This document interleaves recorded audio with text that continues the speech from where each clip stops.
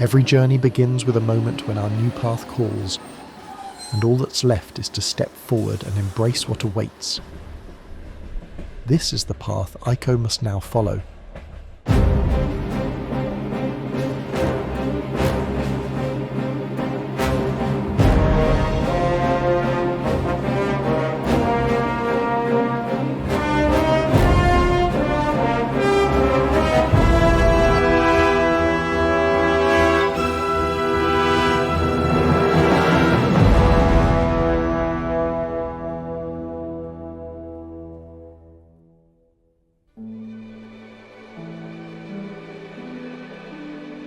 Her stance, her balance, the unwavering focus in her gaze, all were honed through tireless effort, every movement perfected under watchful eyes.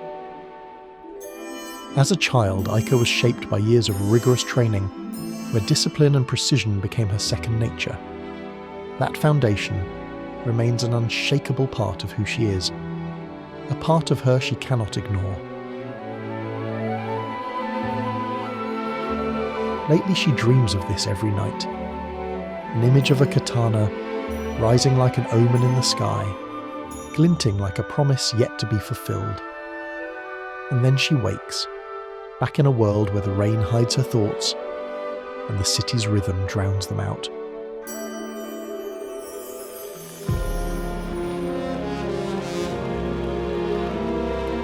For weeks, she had been haunted by the same recurring visions, an invitation to return to something she had left behind long ago. The images were vivid, persistent, and filled with meaning she couldn't quite grasp. It's another day to live another fairy tale. She knew now that they were no accident. She felt torn between two forces, her longing for freedom from the past and the pull of something deeper, a sense of duty she couldn't escape. She was being called back to a place she hadn't visited in years, and to a life she thought she had outgrown. The road she would walk was already waiting for her. Her desire for independence, for a life free of responsibility, battled with the knowledge that her return was not a choice but a compulsion.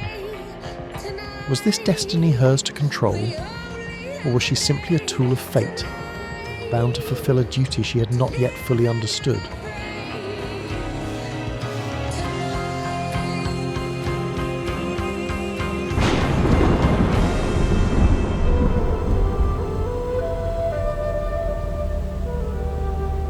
The city's grey streets soon gave way to green fields and quiet roads, and with each mile Aiko felt the weight of her journey shift. The farther she drove, the more memories surfaced.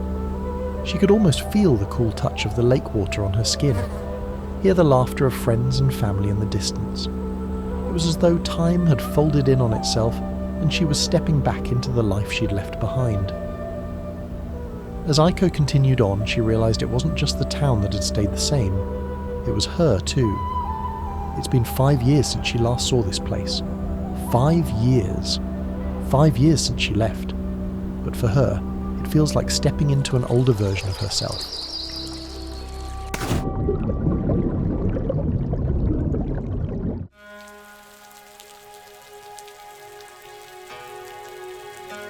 The rain falls softly here, as though even the skies have learned to respect the tranquility of this place. This town, these streets, they've watched her grow, held her secrets, cradled her dreams. In her absence, they've waited patiently. Aiko remembers these streets well, every corner, every shop. For a moment, she feels like a part of it all again.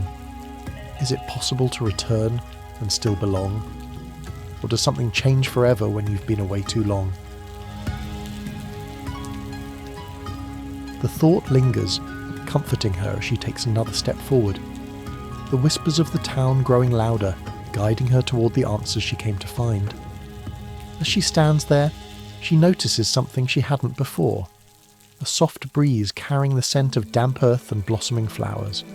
It stirs a memory of spring festivals, lanterns swaying gently in the night as music filled the air. Her chest tightens with a mix of longing and hope. Perhaps returning isn't about fitting perfectly into what once was, but about rediscovering how the past and present intertwine. When she arrived at her family home, the sight of it filled her with warmth and familiarity. The old wooden doors, the scent of home-cooked meals, the soft hum of life that had never truly left. Her aunt and uncle welcomed her with open arms. As they reminisced about old times, laughter filling the room, Aiko felt the unbroken strength of family bonds. She noticed how her aunt's eyes held pride and something deeper, an understanding Aiko hadn't yet reached. It was as if her family too had always known what Aiko was destined for. She wondered if they had always known why she had returned. Perhaps this was more than just a visit. Perhaps it was fate, preparing her for something bigger, something that had been waiting all along.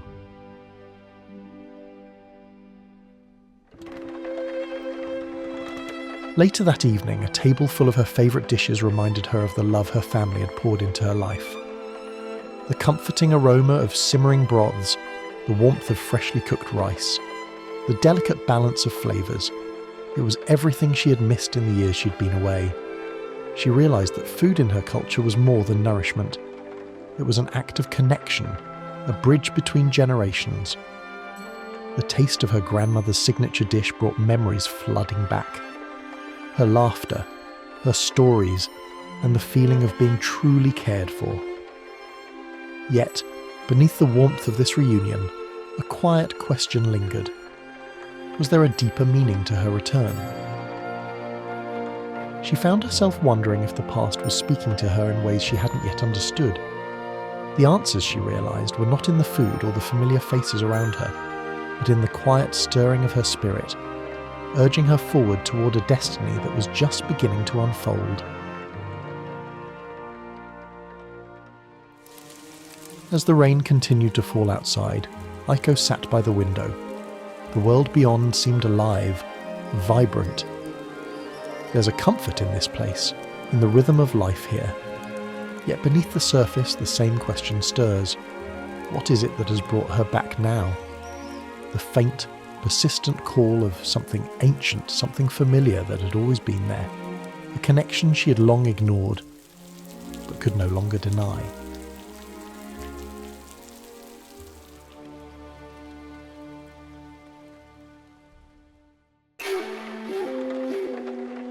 Within the quiet embrace of her family's home, the walls hold more than just memories.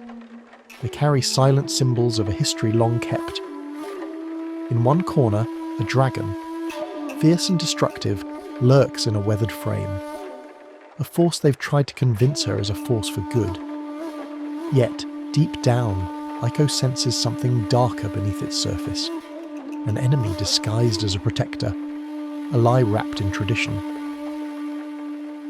Then, in the recesses of her mind, a familiar face appears, an old master, his features carved by wisdom and hardship.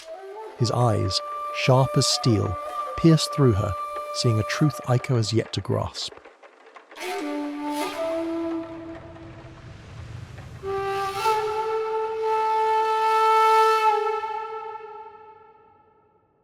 How long can one ignore a calling before it finds them? Aiko feels it now, something old, waiting for her to acknowledge it. Will she accept what has always been hers, even if it means facing a truth she spent years avoiding?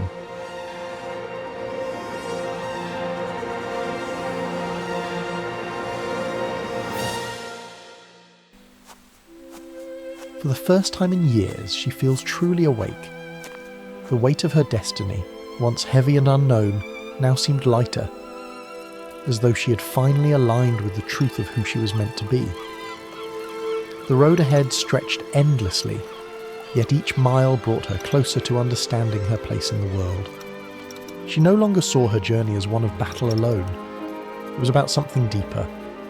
She understood now that her role wasn't just to fight, but to stand as a bridge between worlds, to heal what had been broken, to safeguard the fragile peace between them. The path wasn't without its burdens, but she knew that part of her calling meant sacrifice. And for the first time, she feels ready. Not just to move forward, but to embrace everything that lies ahead.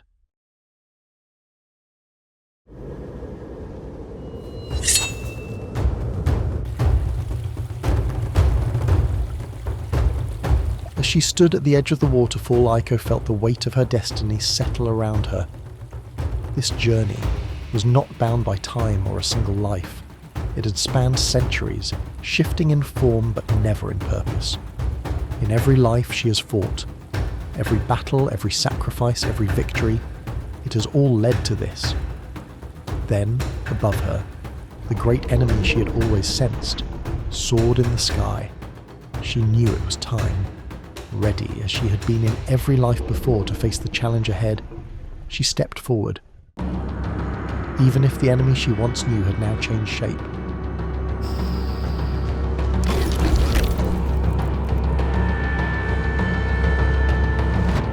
But the light now embraces her.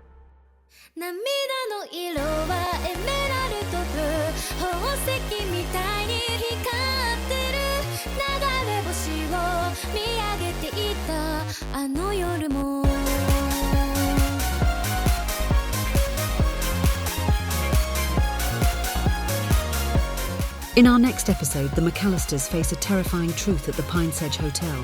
Trapped by a snowstorm, they uncover a terrifying secret. Will they survive, or will the wilderness of Alaska claim them?